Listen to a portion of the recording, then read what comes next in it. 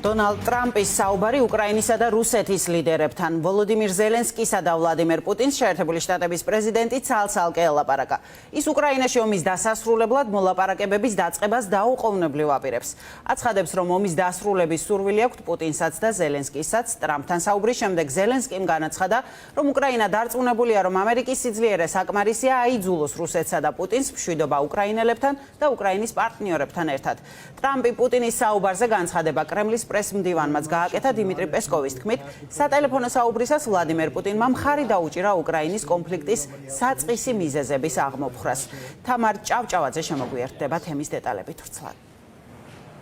როგორც ჩანს, დონალდ ტრამპი დაპირებას ასრულებს, რომ პრეზიდენტობის 100 დღიან ვადაში უკრაინის ომის დასასრულებლად შეერთებული შტატების მხრიდან პირველი ნაბიჯები იქნება გადადგმული. სწორედ ამას მოწმობს მისი ხანგრძლივი სატელეფონო საუბარი ვლადიმერ პუტინთან და ვოლოდიმირ ზელენსკისთან. რუსეთის პრეზიდენტთან საუბარი გაგრძელდა საათნახევარი, როგორც თავად დაწერა დონალდ ტრამპმა სოციალურ ქსელში. ვლადიმერ პუტინს სურს ომის დასრულება. ლიდერები შეთანხმდნენ, რომ პირველი შეხვედრა საუდის არაბეთში გაიმართება, თუმცა თარიღი დონალდ ტრამპს არ დაუკონკრეტებია. ვლადიმერ პუტინთან საუბრის შემდეგ შედგა მისი სატელეფონო საუბარი ვოლოდიმირ ზელენსკისთანაც და მას პუტინთან მოლაპარაკების დეტალები გააცნო. უკრაინის ლიდერმა სოციალურ ქსელში დაწერა, რომ მოლაპარაკებები პოზიტიური იყო და უკრაინაზე მეტად მშვიდობის დამყარება არავის სურს. ცნობილია, რომ დეტალებს თუ როგორ წარიმართება ომის დასრულების თაობაზე დიპლომატია გაირკვევა მიუნხენის უსაფრთხოების კონფერენციაზე. ხვალ გაიმართება შეხვედრა დონალდ ტრამპის გუნდსა და ვოლოდიმირ ზელენსკის შორის. დონალდ ტრამპმა განაცხადა, რომ მოლაპარაკებებს ამერიკის მხრიდან აწარმოებენ მარკო რუბიო, ცენტრალური სადაზვერვო სამმართველოს ხელმძღვანელი ჯონ რედკლიფი, პრეზიდენტის მრჩეველი მაიკლ ვოლტსი და სპეცწარმომადგენელი სტივ ვიტკოფი. Over an hour this morning. I also had with President Zelensky. ჩვენი საუბარი გაგრძელდა საათზე მეტ ხანს. ამის შემდეგ მქონდა კარგი სატელეფონო საუბარი პრეზიდენტ ზელენსკისთან. ვფიქრობ, რომ ჩვენ ვდგავართ მშვიდობის დამყარების გზაზე. პრეზიდენტ პუტინს სურს მშვიდობა სურს პრეზიდენტ ზელენსკისაც. მშვიდობა მინდა მეც და მინდა, რომ ადამიანების სიკვდილი შეწყდეს. ეს ომი ჩვენგან შორსაა, მაგრამ ძალიან სასტიკია. კარგი იქნება თუ დაუყოვნებლივ დასრულდება. ხალხმა არ იცოდა, რას ფიქრობდა პუტინი, მაგრამ დარწმუნებით შემიძლია ვთქვა, რომ მასაც ნამდვილად სურს ომის დასრულება. ეს კარგია და ვიმუშავებთ ერთობლივად. ხვალ იქნება შეხვედრა მიუნხენში, გვექნება სხვა შეხვედრებიც. აპირებ შეხვდე პრეზიდენტ პუტინსაც, ველით რომ ის ჩამოვა ჩვენთან და ჩვენც ჩავალ და სავარაუდოდ პირველი შეხვედრა გვექნება საუდის არაბეთში, რომ რაღაც გაგეცდეს. Rozmowa z prezydentem Trumpem хороша. Კონდა საუბარი პრეზიდენტ ტრამპთან, დისკუსია იყო კარგი და დეტალური. მადლობელი ვარ, რომ ნამდვილად დაინტერესებულია ჩვენი ერთობლივი შესაძლებლობებით. როგორ შეგვიძლია ვიმუშაოთ, რომ ახლოს მივიდეთ რეალურ მშვიდობას. საუბარი იყო ხანგრძლივი, განვიხილეთ ბევრი ნიუანსი, დიპლომატიური, სამხედრო და ეკონომიკური და პრეზიდენტმა მაცნობა. რა უთხრა მას პუტინმა. ჩვენ გვჯერა, რომ ამერიკის სიძლიერე საკმარისია აიძულოს რუსეთსა და პუტინს მშვიდობა. ჩვენთან და ჩვენს პარტნიორებთან ერთად. მე ასევე შევხვდი შეერთებული შტატების ფინანსთა მინისტრს ბესენტს. ვამზადებთ შეთანხმებას, რომელიც გააძლიერებს ჩვენს უსაფრთხოებას და ახალ სტიმულს მისცემს ჩვენს ეკონომიკურ ურთიერთობებს. ვაპირებთ შევიმუშაოთ ყველა დეტალი, რომ შევძლოთ წარვადგინოთ მიუნხენის კონფერენციის ფარგლებში და ჩვენი შეხვედრისას ამერიკის წარმომადგენლებთან, ისე რომ მქონდეს საბოლოო ხედვა, როგორ გავაძლიეროთ უსაფრთხოება და რა დოკუმენტი შესცენს მას ოფიციალურ სახეს. არაერთგვაროვანი რეაქცია მოყვა დონალდ ტრამპის საუბარს ვლადიმერ პუტინთან პოლიტიკურ წრეებში, დასავლეთის პოლიტიკურ წრეებში. რუსეთში ამერიკის ყოფილმა ელჩმა მაიკლ მაკფოლმა და შვედეთის საგარეო საქმეთა ყოფილმა მინისტრმა ტვიტერის ქსელში დაწერეს, რომ ტრამპის სამშვიდობო გეგმა შესაძლოა მიუნხენი 2 გახდეს. ასევე ერთობლივი განცხადება გააკეთეს ევროკავშირის წევრი ქვეყნების საგარეო საქმეთა მინისტრებმა, რომლებიც პარიზში იყვნენ შეკრებილი და უკრაინას კიდევ ერთხელ გამოუცხადეს მხარდაჭერა. განცხადებაში საუბარია, რომ სამშვიდობო მოლაპარაკებებში ჩართული უნდა იყოს უკრაინაც და ევროკავშირიც.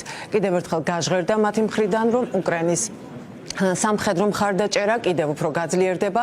ევროპელების დამოკიდებულება გამოჩნდა გუშინ რამშტაინის ფორმატის შეხვედრაზე, სადაც პენტაგონის ხელმძღვანელმა განაცხადა, რომ უკრაინის 2014 წლის საზღვრებში დაბრუნება და ნატოში მისი წევრობა არარეალისტურია. პიტ ჰექსეტს მიმართვის შემდეგ უპასუხა ბრიტანეთის თავდაცვის მინისტრმა ჯონ ჰილიმ, რომელიც ფორმატის შექმნის შემდეგ ამერიკის თავდაცვის მდივნის ნაცვლად რამშტაინის შეხვედრას პირველად გაუძღვა. We want, like you, a sovereign and prosperous Ukraine. თქვენს მსგავსად ჩვენ გვინდა უკრაინა იყოს სუვერენული და აყვავებული, მაგრამ უნდა დავიწყოთ იმის აღიარებით, რომ 2014 წლამდე საზღვრებში დაბრუნება არარეალისტური მიზანია. ამ ილუზიური მიზნისკენ სვლა მხოლოდ გაახანგრძლივებს ომს და გამოიწვევს მეტანჯვას. გრძელვადიანი მშვიდობა უკრაინაში უნდა მოიცავდეს უსაფრთხოების მასშტაბურ გარანტიებს, რომ ომი ისევ არ დაიწყოს.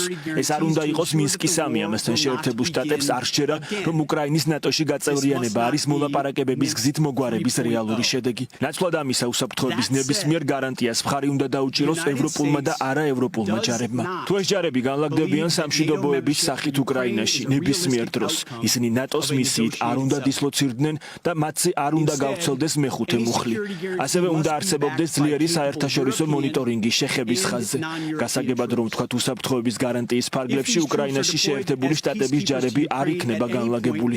ეფექტური დიპლომატიის ჩართვისა და ენერგეტიკული ფასების შესამცირებლად, რომელიც აფინანსებს რუსეთის ომის მანქანას.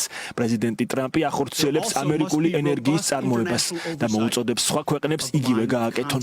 ენერგორესურსებზე დაბალი ფასები და ენერგეტიკული სანქციების უფრო ეფექტური აღსრულება ხელს შეუწყობს რუსეთის მოყვანას მოლაპარაკებების მაგიდასთან. To further enable effective diplomacy, we hear your commitment to NATO. ჩვენ გვესმის თქვენი ერთგულების შესახებ ნატოს მიმართ, მეხუთე მუხლის მიმართ, სუვერენული უკრაინის მიმართ და თავდაცვის პარტნიორობის მიმართ ევროპასთან. მაგრამ გვესმის ჩვენი შეშფოთებაც.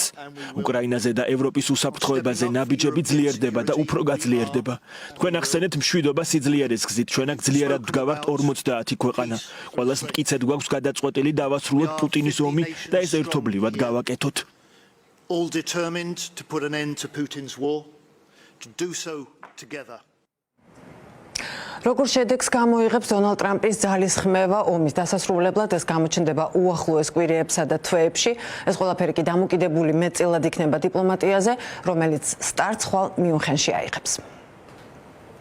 მადლობა თამარ ჭავჭავაძე გვერდთობოდა პირდაპირ ეთერში. ჰელსინკის კომისიის თავმჯდომარე დივანიშვილის რეჟიმის კრიტიკოსი როჯერ უიკერი დაინიშნა. რესპუბლიკელმა სენატორმა, რომელიც ქართულ ოცნებას მოსკოვის მხარდაჭერელს უწოდებს, თანამდებობაზე ჯო უილსონი შეცვალა. სენატორი უიკერი საქართველოში ბოლო თვეების განმავლობაში განვითარებულ მოვლენებს რამდენჯერმე გამოეხმაურა. 26 ოქტომბრის საპარლამენტო არჩევნების შემდეგ მან თქვა, რომ ქართველი ხალხი არჩევნებზე თავისი დემოკრატიული უფლების გამოსაყენებლად წავიდა, თუმცა შედეგად ფარსი მიიღო. რესპუბლიკელი კონგრესმენი ჯო უილსონი, რომელიც აქამდე კომისიას ხელმძღვანელობდა, ახლა კომისიის თანათავმჯდომარე იქნება.